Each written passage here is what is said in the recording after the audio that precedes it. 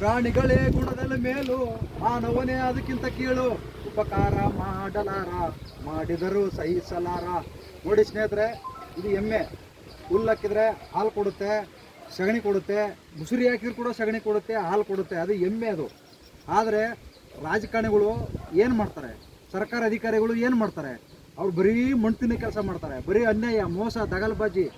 ಎಮ್ಮೆ ಒಂದು 2 ಎಮ್ಮೆ ಕಟ್ಕೊಂಡು ನಾವು ಒಳ್ಳೆ ಮೇವು ಹಾಕಿದರೆ ಒಳ್ಳೆ ಹಾಲು ಕೊಡ್ತವೆ.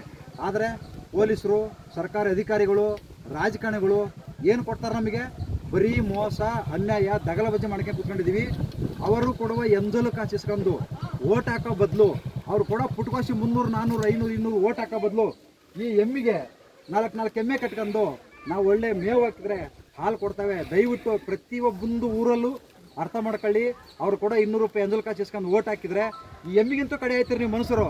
ಇಷ್ಟು ವರ್ಷ ಆದರೂ ಕೂಡ ಒಂದು ತಿಂಗಳಿಗೆ ನಮ್ಮ ಸಂಚಾರಿ ಪೊಲೀಸ್ನವರು ವಸೂಲಿ ಮಾಡ್ತಾರಲ್ಲ ಇಡೀ ಕರ್ನಾಟಕದಲ್ಲಿ 12,000 ಕೋಟಿ ಆಗುತ್ತೆ, ಗೊತ್ತಾಯ್ತಾ? ಒಂದು ತಿಂಗಳಿಗೆ. ಯಾರು? ಸಂಚಾರಿ ಪೊಲೀಸ್ನವರು. ಆಮೇಲೆ ಮಾಮೂಲಿ ಪೊಲೀಸ್ನವರು 902 ಪೊಲೀಸ್ ಸ್ಟೇಷನ್, ಅವ್ರದ್ದು ಎಷ್ಟಾಗುತ್ತೆ ಹೇಳು? ಒಂದು ತಿಂಗಳಿಗೆ 9,000 ಕೋಟಿ. ಅರ್ಥ ಮಾಡ್ಕೊಳ್ಳಿ. ಕೊಪ್ಪಿ ಮುಂಡತಾವ, ಪುಟ್ಕೋಸಿ 200 ರೂಪಾಯಿ ಓಟ್ ಯಾಕೆ ಸಾಯ್ತೀರಿ? ಈ ಥರ 4 ಎಮ್ಮೆ ಕಟ್ಕೊಳ್ಳಿ. ಎಲ್ಲರೂ ಒಳ್ಳೇದಾಗಲಿ. ನಮಸ್ಕಾರ.